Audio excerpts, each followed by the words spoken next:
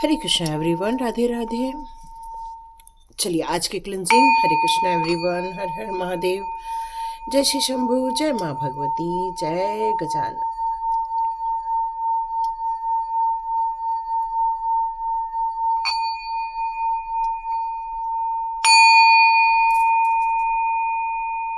हरे कृष्णा। चलिए आज सबसे पहले अपन क्लिनजिंग कर लेते हैं, क्योंकि कल बहुत ज़्यादा नेगेटिव एनर्जी आई थी। इसलिए आज की क्लिनजिंग सबसे पहले बहुत ज़रूरी है। लास्ट मिनट तक बने रहिए ताकि ये क्लिनजिंग आपकी और हो सके। हरे कृष्ण, हरे कृष्ण, हरे कृष्ण। चलिए स्टार्ट करते हैं आज की रीडिंग। आज की रीडिंग के लिए जो मैसेज आ रहा है मुझे, वो आपके बचपन को लेकर आ रहा है। मुझे ऐसा मैसेज आ रहा है जैसे बचपन में कई बार बड़े लोग कह देते हैं कि तुमसे ये नहीं हो पाएगा, तुम वो नहीं कर सकते हो। मतलब उनके बच्चों के मॉरल को डाउन कर देना, उनको हिम्मत न देना, उनको आगे बढ़ने के लिए रोक टोक लगाना। एक तो दो कारण होते हैं, या तो माता पिता इतने डरे हुए होते हैं कि बच्चों को रिस्ट्रिक्ट करके रखते हैं ताकि उनको कोई चोट ना पहुंच जाए। और कई बार माता पिता एक डोमिनेटिंग नेचर के भी होते हैं कि वो बच्चों को आगे ही नहीं बढ़ पा रहे हैं। वो हमेशा हर चीज़ के लिए ये बता देते हैं कि तुम ये नहीं, और वो नहीं, ये उन्हें अपने डिसीज़न लेने ही नहीं देते हैं। वो स्वयं के डिसीज़न के अनुसार दुनिया को चलाना चाहते हैं, वैसे ही अपने बच्चों को भी स्वयं के डिसीज़न से ही चलाना चाहते हैं। और यदि ये सारी चीज़ें हुई हैं तो कई बार कई बच्चे बचपन में ही कई ट्रॉमा से गुजरते हैं। बहुत सारी सिचुएशन को वो फेस कर रहे होते हैं, वो स्वयं के अपमान को देख रहे होते हैं, वो स्वयं को अपनी मर्जी के अनुसार काम न करते हुए देखते हैं। उन्हें कई बातों को लेकर बहुत रिग्रेट फील करवाया जाता है, उनकी कई सारी इच्छाओं को नहीं पूरा किया जाता है, उनके साथ एग्री नहीं शो किया जाता है कि हम भाई अब आपके साथ सहमत है, ये नहीं शो किया जाता है। और यही सारी बहुत छोटी-छोटी चीज़ें होती हैं देखा जाए तो। और कई बार जब ये 4 से 5 भाई-बहन होते हैं तो उन्हें जस्टिस का बड़ा प्रॉब्लम क्रिएट हो जाता है कि भई अगले को बहुत ज़्यादा महत्व दिया जाता है, मुझे उतना महत्व नहीं दिया जाता। और उस कारण से क्या होता है कि वो बचपन से ही एक ट्रॉमा में जीते हैं और बड़े होते हैं। कई बार उनके अंदर किसी बात को लेकर गिल्ट पैदा हो जाती है, कई बार किसी चीज़ को की चिंताएँ पैदा हो जाती, किसी बात को लेकर उनके अंदर डर पैदा हो जाता है। ये जो छोटी-छोटी नकारात्मक चीज़ें होती हैं, जो बचपन से ही उन्हें मिली होती हैं, चाइल्डहुड से ही उनके साथ ये चीज़ें बड़ी होती जाती हैं। अब जब वो उनका टाइम आता है बाहर जाने का, इंटरेक्शन करने का, तो उन्हें डर लगता है कि हम कर पाएँगे, नहीं कर पाएँगे। वो स्वयं को कंट्रोल करने लगते हैं। वो प्रोग्रेसिव होना तो चाहते हैं, लेकिन प्रोग्रेसिव होने के लिए वो एक स्टेप नहीं ले पाते हैं। वो टीम वर्क में भी कई बार अपने आप को कंफर्टेबल फ़ील नहीं कर पाते हैं। बचपन में उन्हें कभी डिसीज़न नहीं लेने दिया जाता है, इसलिए वो बड़े होने के बाद उनकी प्लानिंग लेने की जो क्षमताएँ होती है, वो धीरे-धीरे कम होने लगती है। वो एक डर के रूप में इतना जीते हैं कि प्रैक्टिकली भी कुछ चीज़ें अलग हो सकती हैं, ये देखने की वो कोशिश नहीं कर पाते। और यदि इन सारी बातों से आप अपने आप को रिलेट कर पा रहे हैं, तो देखते हैं यहाँ आपके साथ क्या कार्ड्स निकल कर आते हैं। चलिए वो बताते हैं आपके साथ क्या कार्ड। Okay, justice. ओके, देखो डिवाइन नहीं का, अब आप अपने जीवन में वो जस्टिस चाहते हो जो आपके साथ नहीं हुआ था। इंसान जस्टिस की कब इच्छाएं रखता है? जब उसके साथ अनफेयर हुआ रहता है, जब उसके साथ ईमानदारी के साथ उसके साथ न्याय नहीं किया गया रहता है, जब उसने हमेशा अपने आप को बैड लक में देखा रहता है, जब प्रत्येक इंसान के अंदर जब ये डर बैठ जाता है, उसके अंदर जो चॉइसेस करने की इच्छाएं थी वो चॉइसेस उसको करने नहीं दी जाती हैं। कोई ऐसी चीज़ है जिसका मन है उसको उसको नहीं करने दिया जा रहा है, उसको हर बार फंसाया जा रहा है, हर बार उसके साथ उसको सेक्रीफाइस करने के लिए कहा जाता है, उसके साथ मैसिव चीज़ें ज़्यादा होती हैं। उसके जीवन में उसके लिए जो कंक्लूजन निकल कर आना चाहिए, उसका सपोर्ट करने वाले उसके साथ कभी भी खड़े नहीं होते हैं। इसलिए चाइल्डहुड से ही वो हमेशा इस बात के लिए ईश्वर से प्रार्थना करता है कि हे प्रभु जी, कभी तो मेरे साथ न्याय कर दो। कई बार माता पिता भी दो बच्चों के बीच में इतना ज़्यादा अपने आप को बाँट लेते हैं कि किसी एक बच्चे के साथ अनफ़ेयर करना स्टार्ट कर देते हैं।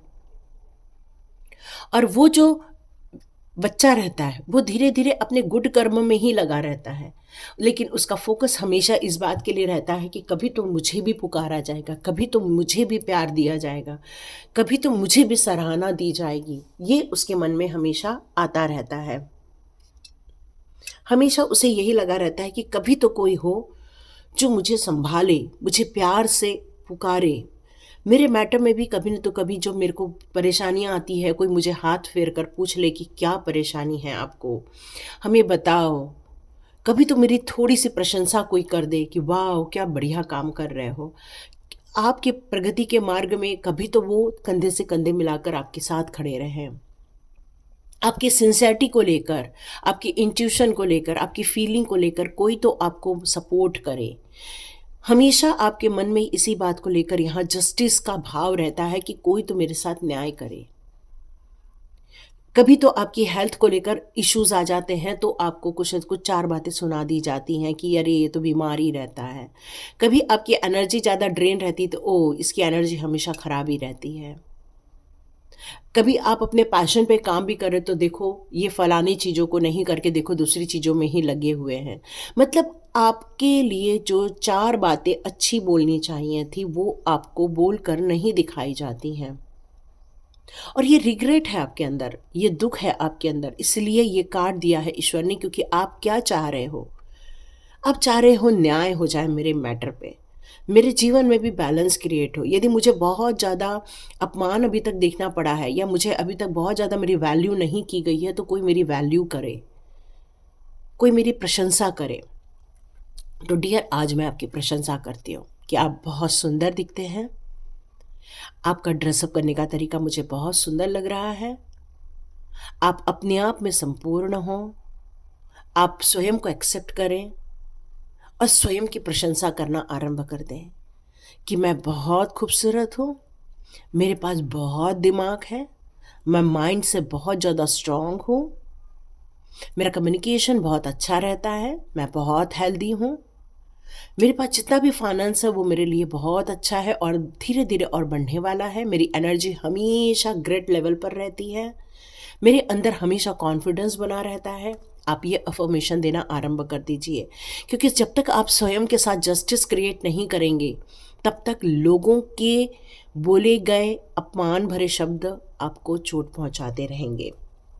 तो ये न्याय सबसे पहले आपको अपने साथ करना है, ये फ़ेवर आपको अपने साथ करना है, ये फ़ेयर रिज़ॉल्यूशन आपको अपने साथ सबसे पहले करना है ताकि आपके मैटर धीरे-धीरे स्वयं के दृष्टिकोण से एक सॉल्व की तरफ आगे बढ़ने लगें। तो चलिए देखते हैं अब डिवाइन आपके लिए यहाँ कौन से कार्ड्स देते हैं।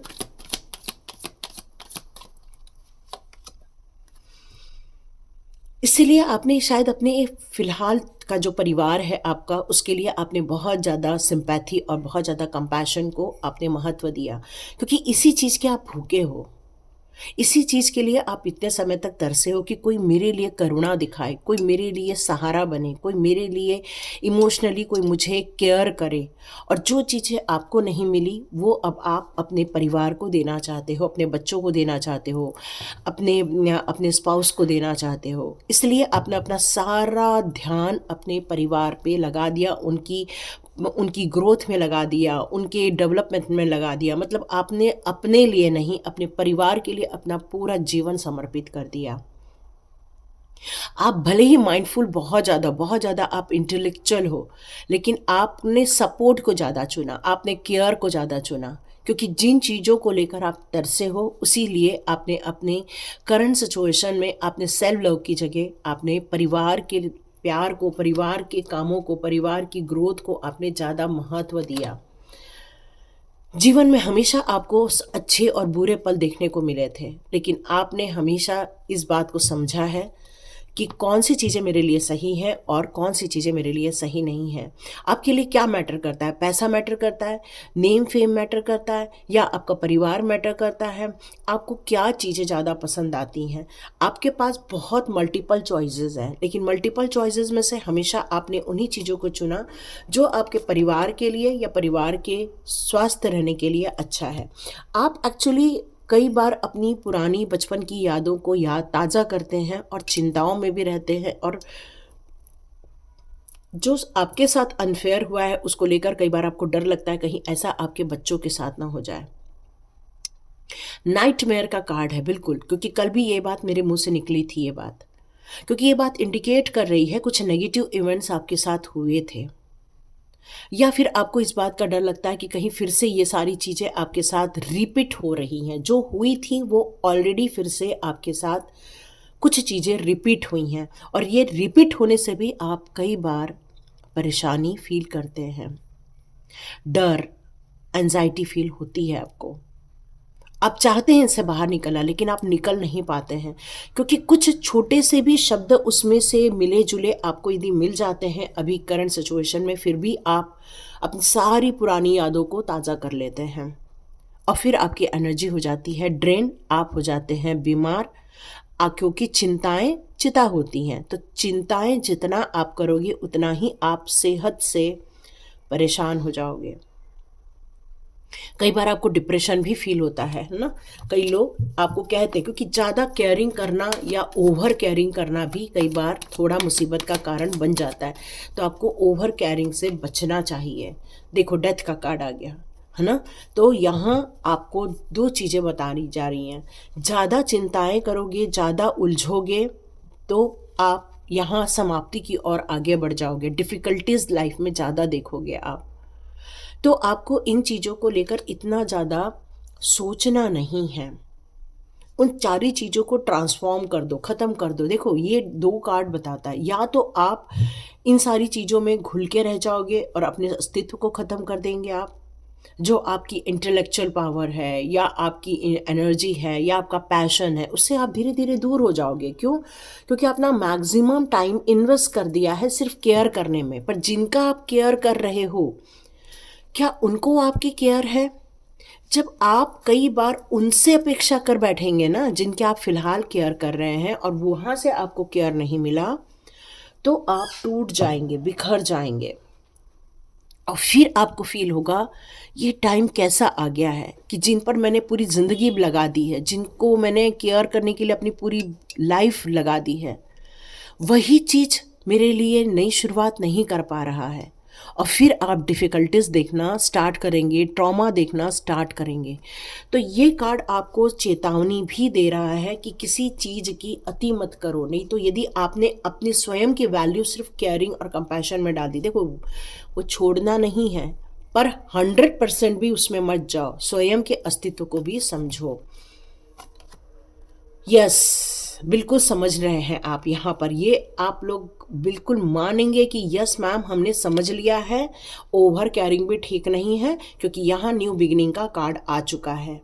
तो आप स्वयं की खोज, स्वयं की तलाश भी करने वाले हैं, और स्वयं के लिए एक नए रास्ते पर चलने भी वाले हैं, जिसको हम कहते हैं आपका सोल पर्पस या आपका सोल पैशन।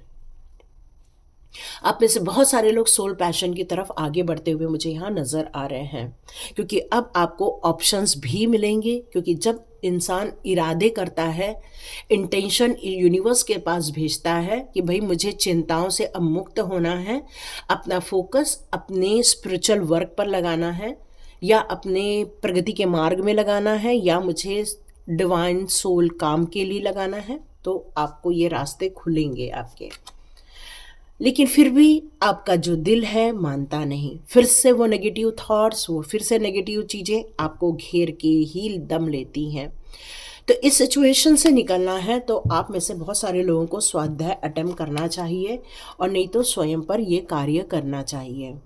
नेचुरल बोर्न हो, एक्चुअली मैंने कहा ना, आपके अंदर भी बहुत क्वालिटीज़ होनी चाहिए, तभी तो ये रीडिंग आ रही है आपके लिए। क्योंकि क्या होता है, जब बचपन में जो चीज़ें आपको नहीं मिली होती हैं, वो चीज़ आप बड़े होकर आप अपने परिवार को देने की कोशिश करते हैं। या आप जो सीख के आए होते हैं वो देने की कोशिश करते हैं। और आपको बड़ा एक्साइटमेंट होता है कि देखो जो मुझे नहीं मिला, देखो मैं कैसे दे रही हूँ या दे रहा हूँ, देखो मैं कितना सपोर्टिव हूँ, देखो मैं। लेकिन नहीं, आपके अंदर भी कुछ ऐसी क्वालिटीज़ हैं जो ईश्वर के द्वारा आपको दी गई हैं, और वो है लीडरशिप, वो है विज़न, वो है बोलने की क्षमताएं, वो है आपकी रिस्पेक्ट करने की जो आदत होती है, वो है जो आप किसी भी काम को बहुत आसानी से बना सकते हो, वो है इंडिपेंडेंटली आप डिसीजन जो लेते हैं, वो जो आप लोगों को सपोर्ट के लिए खड़े रहते हैं और आपके कुछ लोग सपोर्टिव बन जाते हैं, क्योंकि एक लीडर ही वो सारे काम कर सकता है। लेकिन यहाँ दो कॉम्बिनेशन आपके पास हमेशा घूमते रहते हैं, एक तो स्ट्रेंथ, दूसरा आपका सॉफ्ट नेचर। क्योंकि यहाँ पर सूर्य भी प्रधान है, यहाँ पर चंद्र भी प्रधान है, और जब दोनों प्रधान हैं तो बैलेंस हो जाना चाहिए। तो यहाँ यही कहा जा रहा है, अपने आप को बैलेंस करो। और डियर, ये कार्ड यहाँ पर यही कहता है, जैसे ही आप बैलेंस कर लोगे, चेंजेस तो एनी हाउ होने वाले हैं, क्योंकि ये चेंजेस को ही दर्शा रहा है। और ये चेंजेस इस बात के लिए बताया जा रहा है कि अनएक्सपेक्टेड वे में कुछ आपके लाइफ में घटनाएं घट सकती हैं या घटी हैं। ओके, एक मैसेज हो रहा है, रिसेंटली आपके लाइफ में कोई है जिनकी डेथ हुई है, सॉरी बट ये मैसेज आया है मुझे, ये दोनों कार्ड आए हैं। तो यहाँ पर नेचुरल डिजास्टर या कुछ ऐसी परिस्थितियां बन सकती हैं जो काफ़ी अनअवॉइडेबल या फिर अनएक्सपेक्टेड वे में नेगेटिव पॉइंट ऑफ व्यू से हो सकती हैं। लेकिन आप अपनी क्षमताओं पर विश्वास रखिए, तो ताकि आप इस सिचुएशन को या इस ट्रेजेडी को, इस डिस्ट्रक्शन को संभाल सके, क्योंकि इस समय हिम्मत की बहुत ज़रूरत होती है। और इसके बाद ही ये कार्ड आने का मतलब है ट्रांसफॉर्मेशन। इस कार्ड के बाद, द टावर के बाद, आपका द सेलिब्रेशन का कार्ड ये शो करता है ट्रांसफॉर्मेशन, जो आप अपने पलों को अपने अनुसार बदल सकते हैं या उसको चेंजेस कर सकते हैं। जीवन में वो सारी चीज़ें मिल जाएंगी जो आप चाहते हो। तो इस नाइटमेयर से बाहर आने के लिए कहा जा रहा है, स्ट्रगल मत कीजिए, बल्कि अपने अस्तित्व को समझिए, क्योंकि कुछ चीज़ें हैं जो बहुत जल्दी बदलने वाली हैं। क्योंकि ये कार्ड इसलिए भी आया है क्योंकि यहाँ पर नो मून की सिचुएशन बन रही है, अमावस्या आ रही है, और अमावस्या में कई बार कुछ नेगेटिव चीज़ें बहुत ज़्यादा हावी हो जाती हैं, माइंड पे हावी हो जाती हैं, एनर्जी ड्रेन हो जाती हैं, क्योंकि नकारात्मक जो एनर्जी होती हैं वो कई बार प्योरिटी की तरफ आकर उनको ड्रेन कर देती हैं। ये भी मैसेज आ रहा है। तो यहाँ पर आप में से कई लोगों को अपने सचेत होना होगा और अपने ऑरा को लॉक करना होगा। ऑरा को लॉक कैसे करें, किसी ने पूछा, ऑरा को लॉक कैसे करें? आप हनुमान चालीसा बोलिए, राम रक्षा सुनिए, नहीं बोलते बनता है तो सुन लीजिए, काल भैरव स्तोत्र सुनिए, उससे आपकी सुरक्षा हो जाएगी। इस सिचुएशन में ऐसी कोई भी चीज़ें नहीं हैं जो आप कर नहीं सकते हो, बस अपने नाइटमेयर से बाहर आना चाहिए। यहाँ आपको कहा जा रहा है कि अपने आप को शो करो, एग्जैक्टली आप क्या हो।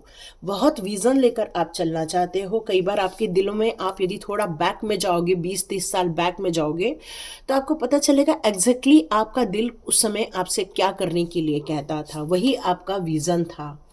इस समय एनर्जी अप एंड डाउन हो रही है, क्योंकि चंद्रमा की एनर्जी इस समय पूरी ज़ीरो पे जा रही है। तो ये टाइम है अपने आप पर ध्यान देने का, अपने इमोशंस को कंट्रोल करने का, और अपना वक्त स्वयं को देने का। ठीक है, तो स्वयं की ब्रीदिंग करो, स्वयं के लिए थोड़ा सा वक्त निकालो। इस समय हो सके तो आप प्राणायाम पर थोड़ा ज़्यादा ध्यान दीजिए, और कोशिश कीजिए कि किसी एक ओम चैंटिंग पर थोड़ा सा फोकस कीजिए। जो भी आपके गुरुओं ने आपको मंत्र दिया है उस पर आप ज़्यादा फोकस कीजिए, ताकि इस सिचुएशन में जो इमोशन में आप ज़्यादा बहरे हो, भावनाएं जो आपके कंट्रोल में नहीं आ रही हैं, वो आपके कंट्रोल में आ जाए। आप में से जितने लोग भी रेकी सीख रहे हैं वो लोग रेकी के सिम्बॉल्स बनाइए, सहस्त्रार चक्र पर तिबेटियन डाइकोमियो बनाइए, अपने चारों ओर सुरक्षा का घेरा कीजिए। जितने भी लोग रेकी सीख रहे हैं या रेकी सीख चुके हैं, वो सिंबल्स का प्रयोग करके अपनी शक्तियों को यहाँ पर बढ़ा सकते हैं, क्योंकि आपका वक्त आया है। तो पुरानी चीज़ों से बाहर निकलने के लिए कहा जा रहा है, जो आपके नाइटमेयर्स हैं, जो आपकी बचपन की जो एक कंडीशनिंग मिली है, नेगेटिव कंडीशनिंग मिली है, उसको आप इस समय चेंज कर दीजिए। अपने स्वयं की वैल्यू कर रहे हैं इस समय आप। अपनी एनर्जी को बचाइए, ब्रीदिंग ब्रीद आउट पर ज़्यादा ध्यान दीजिए। और मौनी अमावस्या है तो उसका बहुत बड़ा फ़ायदा उठाइए। कल जितना हो सके कम बात कीजिए या ना बात कीजिए, और यही होता है स्वयं से मुलाकात का। तो बिल्कुल कल का फ़ायदा उठाइए। हरे कृष्णा एवरीवन, मिलते हैं नेक्स्ट रीडिंग में। God bless you. तो मैं आप लोगों के लिए एक छोटी सी हीलिंग फिर से दे देती हूँ, ताकि कोई भी नकारात्मक एनर्जी आपके आसपास आ रही है तो वो दूर हो जाए, दूर हो जाए, दूर हो जाए। हाँ, आपको ये मोर पंख ज़रूर अपने पास रखना चाहिए। कल के दिन इस तरह से कोशिश कीजिए, अपने पास रखिए, अपनी जेब में रखिए, ताकि कोई भी नेगेटिव एनर्जी आपके आसपास ना आए। हरे कृष्णा, मिलते हैं नेक्स्ट रीडिंग में।